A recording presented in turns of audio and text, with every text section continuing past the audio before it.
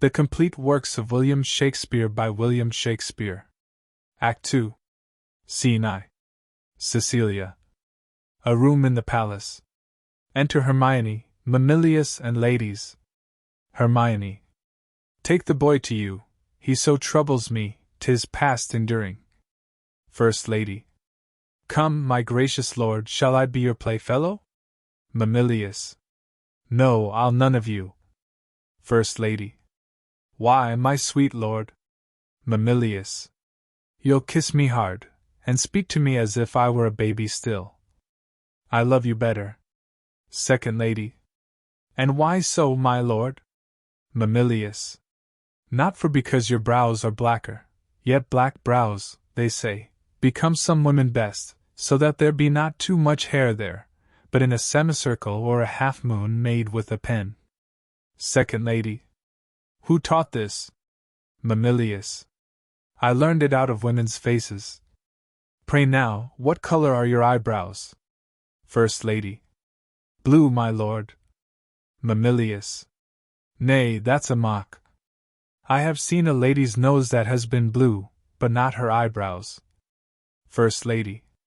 Hark ye, the Queen your mother rounds apace. We shall present our services to a fine new prince one of these days, and then you'd wanton with us, if we would have you. Second Lady.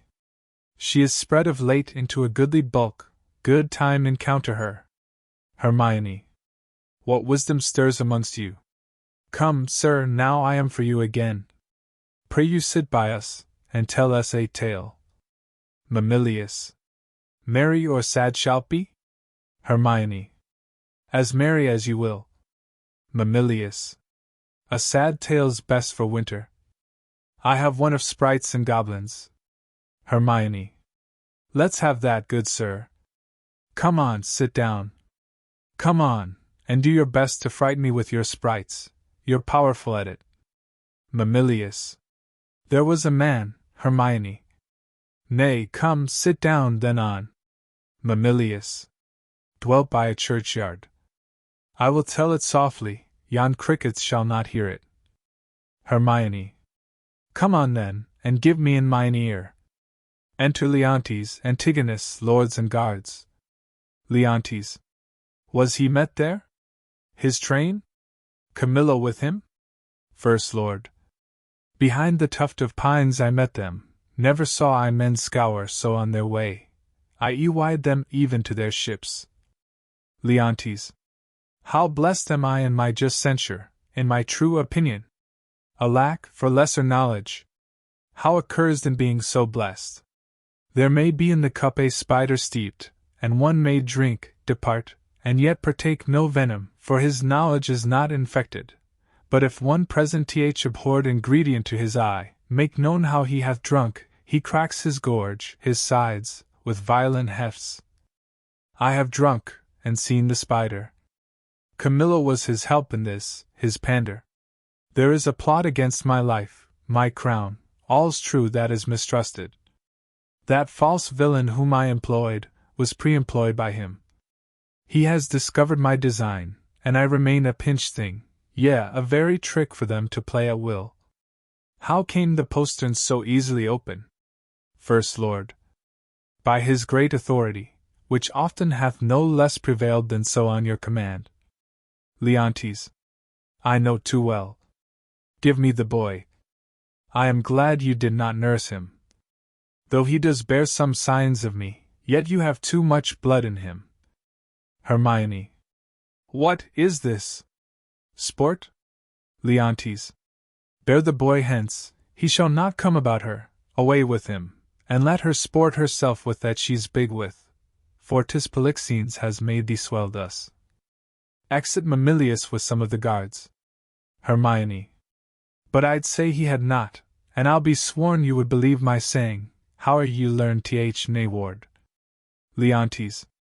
You, my lords, look on her, mark her well. Be but about to say, she is a goodly lady, and the justice of your hearts will thereto add. 'Tis pity she's not honest, honorable. Praise her but for this her without door form, which on my faith deserves high speech, and straight the shrug, the hum or ha, these petty brands that calumny doth use, oh, I am out, that mercy does. For calumny will sear virtue itself. These shrugs, these hums, and ha's, when you have said, she's goodly, come between, ere you can say, she's honest. But be it known, from him that has most cause to grieve it should be, she's an adulteress. Hermione. Should a villain say so, the most replenished villain in the world, he were as much more villain, you, my lord, do but mistake. Leontes. You have mistook, my lady, Polixenes for Leontes, O thou thing, which I'll not call a creature of thy place, lest barbarism, making me the precedent, should a like language used to all degrees, and mannerly distinguishment leave out betwixt the prince and beggar. I have said she's an adulteress, I have said with whom, more, she's a traitor, and Camillo is a federary with her, and one that knows what she should shame to know herself, but with her most vile principle, that she's a bedswerver, even as bad as those that vulgars give bolds titles. Aye, and privy to this their late escape. Hermione. No, by my life, privy to none of this. How will this grieve you, when you shall come to clearer knowledge, that you thus have published me? Gentle my lord, you scarce can write me throughly then, to say you did mistake. Leontes. No. If I mistake in those foundations which I build upon, the centre is not big enough to bear a schoolboy's top. Ah! I with her to prison! He who shall speak for her is afar off guilty but that he speaks. Hermione. There's some ill planet reigns, I must be patient till the heavens look with an aspect more favourable. Good my lords, I am not prone to weeping, as our sex commonly are, the want of which vain dew perchance shall dry your pities. But I have that honourable grief lodged here which burns worse than tears drown. Beseech you all, my lords, with thoughts so qualified as your charities shall best instruct you, measure me, and so the king's will be performed. Leontes. Shall I be heard? Hermione. Who is that goes with me? Beseech your highness my women may be with me, for you see my plight requires it. Do not weep, good fools, there is no cause. When you shall know your mistress has deserved prison, then abound in tears as I come out. This action I now go on is for my better grace. Adieu, my lord, I never wished to see you sorry, now I trust one shall. My women, come, you have leave. Leontes. Go, do our bidding. Hence. Excellent queen and ladies with guards. First Lord. Beseech your highness, called the queen again. Antigonus. Be certain what you do, sir, lest your justice prove violence, in the which 3 great ones suffered, yourself, your queen, your son. First Lord. For her, my lord, I dare my life lay down, and will do't, sir, please you to accept it, that the queen is spotless ith eyes of heaven, and to you I mean in this which you accuse her. Antigonus. If it proves she's otherwise, I'll keep my stables where I lodge my wife, I'll go in couples with her, then when I feel and see her no further trust her. For every inch of woman in the world, aye, every dram of woman's flesh, is false, if she be. Leontes. Hold your peaces. First Lord. Good my lord Antigonus. It is for you we speak, not for ourselves. You are abused, and by some putter on that will be damned for't. Would I knew the villain, I would land damn him. Be she honor flawed, I have 3 daughters. The eldest is 11, the second and the third 9 and some 5. If this prove true, they'll pay for't. By mine honor, I'll geld them all. 14 they shall not see, to bring false generations. They are co-heirs, and I had rather glib myself than they should not produce fair issue. Leontes. Cease, no more. You smell this business with a sense as cold as is a dead man's nose, but I do see't and feel't, as you feel doing thus, and see with all the instruments that feel. Antigonus. If it be so, we need no grave to bury honesty. There's not a grain of it the face to sweeten of the whole dungy earth. Leontes. What? Lack I credit? First Lord. I had rather you did lack than I, my lord, upon this ground, and more it would content me to have her honor true than your suspicion, be Blandford how you might. Leontes. Why, what need we commune with you of this, but rather follow our forceful instigation? Our prerogative calls not your counsels, but our natural goodness imparts this, which, if you, or stupefied or seeming so in skill, cannot or will not relish a truth, like us, inform yourselves we need no more of your advice. The matter, the loss, the gain, the ordering on't, is all properly ours. Antigonus. And I wish, my liege, you had only in your silent judgment tried it, without more overture. Leontes. How could that be? Either thou art most ignorant by age, or thou wert born a fool. Camillo's flight, added to their familiarity, which was as gross as ever touched conjecture, that lacks sight only, not for approbation but only seeing, all other circumstances made up to th deed, doth push on this proceeding. Yet, for a greater confirmation, for in an act of this importance, 'twere most piteous to be wild, I have dispatched in post to sacred Delphos, to Apollo's temple, Cleomenes and Dion, whom you know of stuff sufficiency. Now from the oracle they will bring all, whose spiritual counsel shall stop or spur me. Have I done well? First Lord. Well done, my lord. Leontes.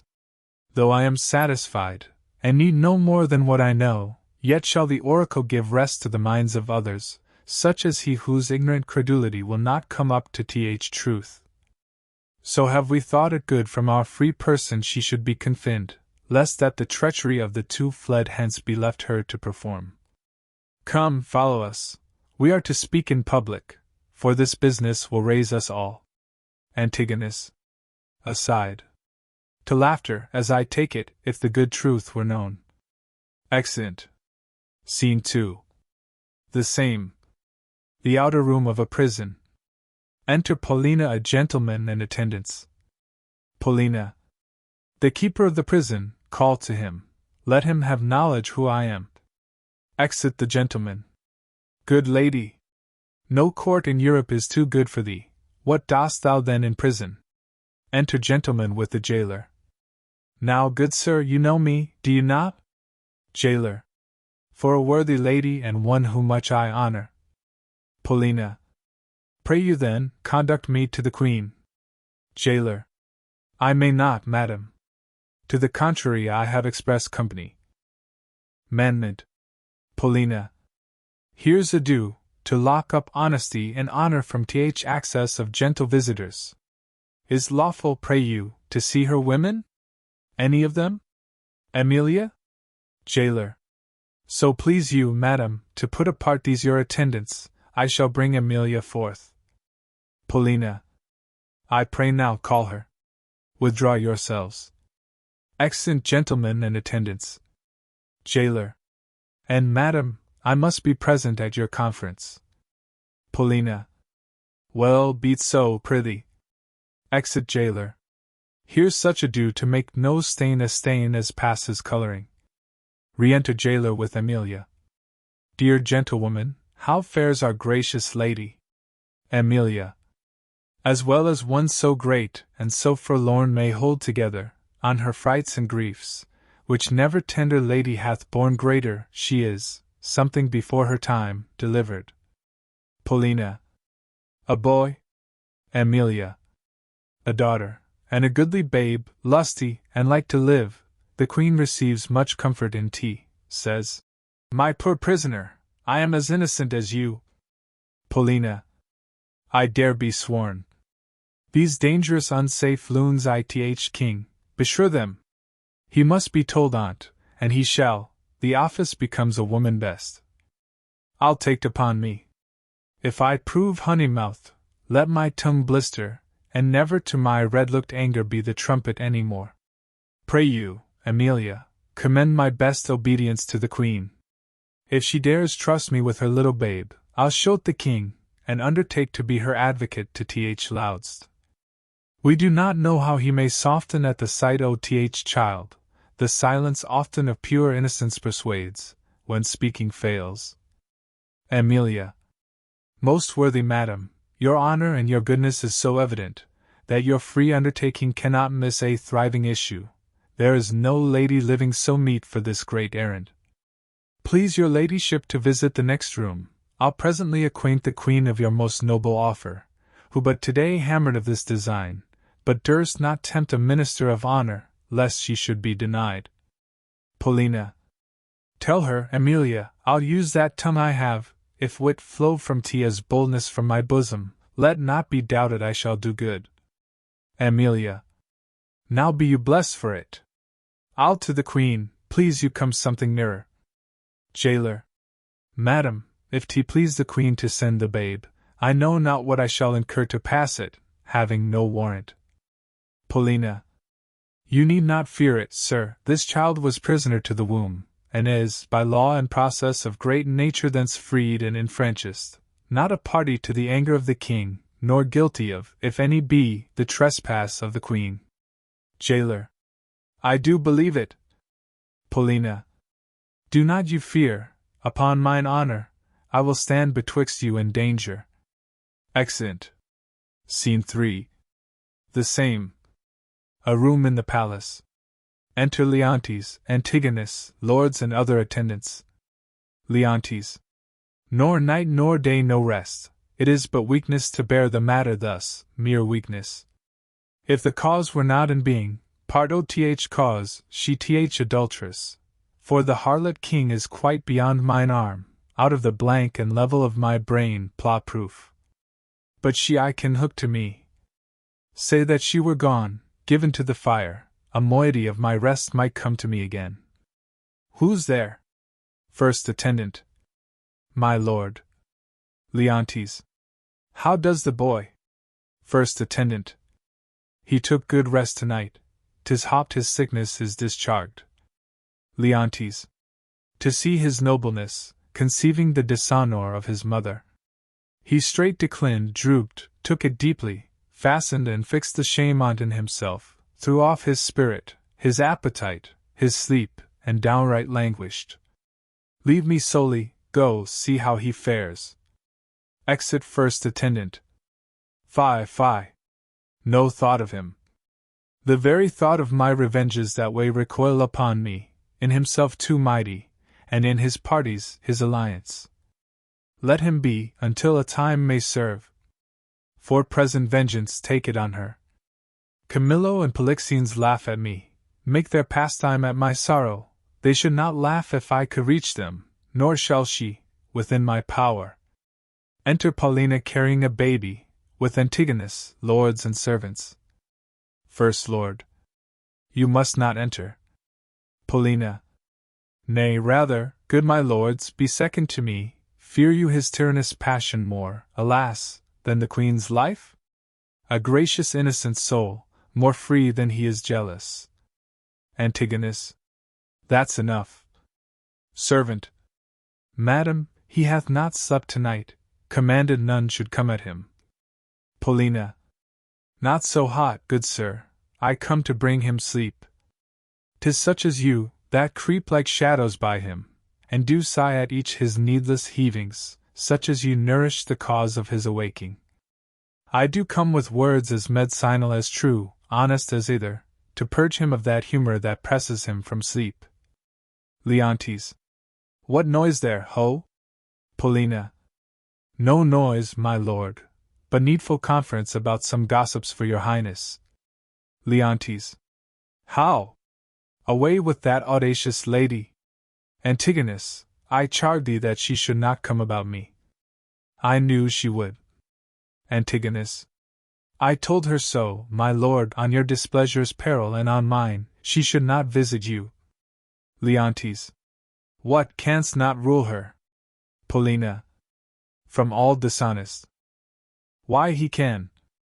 In this, unless he take the course that you have done, commit me for committing honor trusted, he shall not rule me. Antigonus. Lie you now you hear. When she will take the rein I let her run, but she'll not stumble. Paulina. Good my liege, I come, and I beseech you hear me, who professes myself your loyal servant, your physician, your most obedient counselor, yet that dares less appear so, in comforting your evils, than such as most seem yours. I say I come from your good queen. Leontes. Good queen.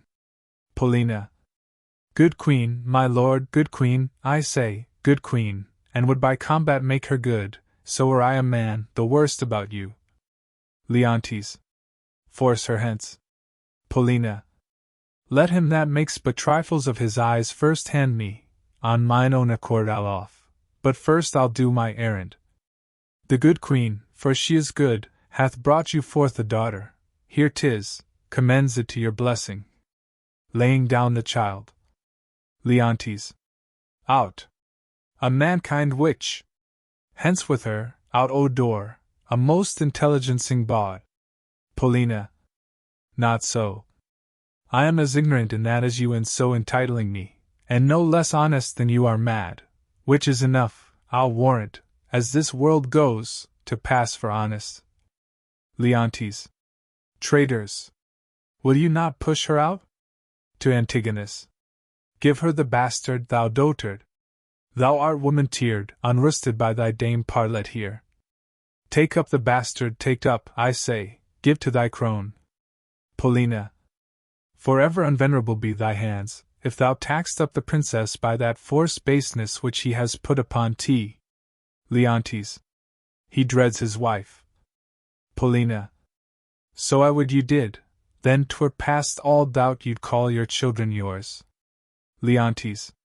A nest of traitors. Antigonus. I am none by this good light.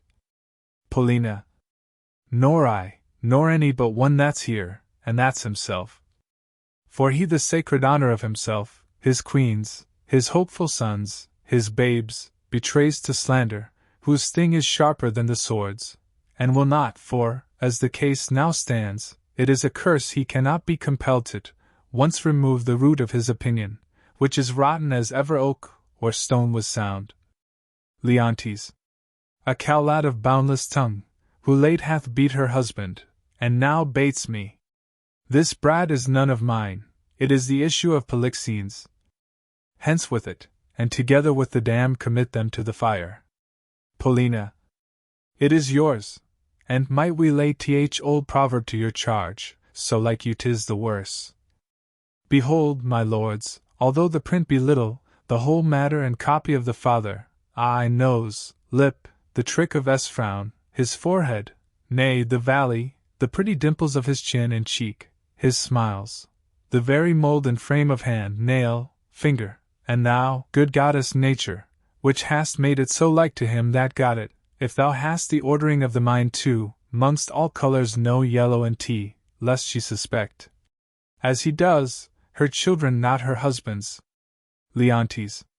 A gross hag.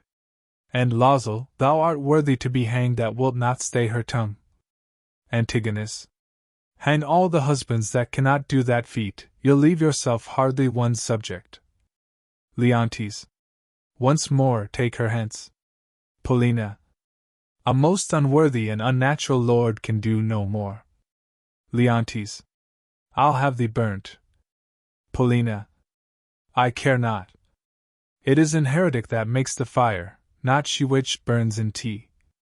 I'll not call you tyrant, but this most cruel usage of your queen, not able to produce more accusation than your own weak-hanged fancy, something savors of tyranny, and will ignoble make you, yea, scandalous to the world.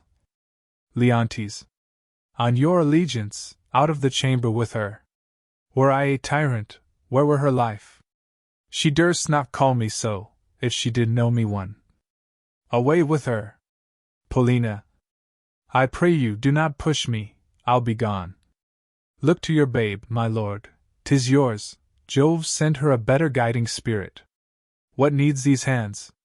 You that are thus so tender o'er his follies, will never do him good, not one of you. So. Farewell, we are gone.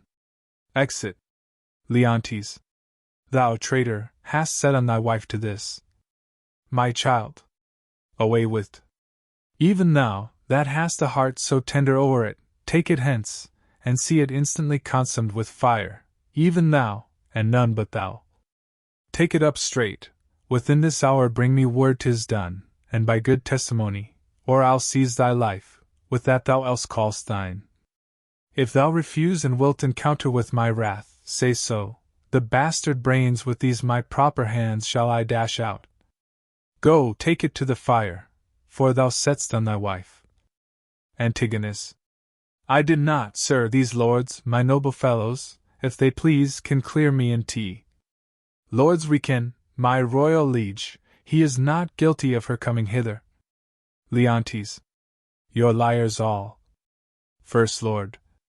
Beseech your highness, give us better credit, we have always truly served you, and beseech so to esteem of us.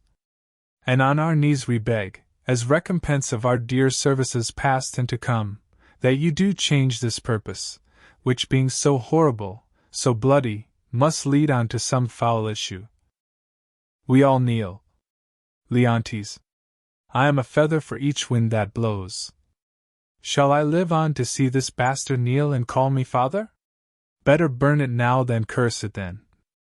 But be it, let it live. It shall not neither. To Antigonus. You, sir, come you hither, you that have been so tenderly officious with Lady Marjorie, your midwife, there, to save this bastard's life, for 'tis a bastard, so sure as this beard's grey. What will you adventure to save this brat's life? Antigonus. Anything, my lord, that my ability may undergo, and nobleness impose, at least thus much, I'll pawn the little blood which I have left to save the innocent. Anything possible. Leontes. It shall be possible. Swear by this sword thou wilt perform my bidding. Antigonus. I will, my lord. Leontes. Mark, and perform it, sayest thou? For the fail of any point and shall not only be death to thyself, but to thy lewd-tongued wife, whom for this time we pardon. We enjoin thee, as thou art liegeman to us, that thou carry this female bastard hence, and that thou bear it to some remote and desert place, quite out of our dominions, and that there thou leave it, without more mercy, to its own protection and favour of the climate. As by strange fortune it came to us, I do in justice charge thee, on thy soul's peril and thy body's torture, that thou commend it strangely to some place where chance may nurse or end it. Take it up. Antigonus. I swear to do this, though a present death had been more merciful. Come on, poor babe, some powerful spirit instruct the kites and ravens to be thy nurses. Wolves and bears, they say, casting their savageness aside, have done like offices of pity. Sir, be prosperous in more than this deed does require. And blessing against this cruelty, fight on thy side, poor thing, condemned to loss. Exit with the child. Leontes. No, I'll not rear another's issue. Enter a servant. Servant. Please your highness, posts from those you sent to Th Oracle are come an hour since. Cleomenes and Dion, being well arrived from Delphos, are both landed, hasting to Th court. First Lord. So please you, sir, their speed hath been beyond account. Leontes. 23 days they have been absent, 'tis good speed, foretells the great Apollo suddenly will have the truth of this appear. Prepare you, lords, summon a session, that we may arraign our most disloyal lady, for, as she hath been publicly accused, so shall she have a just and open trial. While she lives, my heart will be a burden to me. Leave me, and think upon my bidding. Exeunt.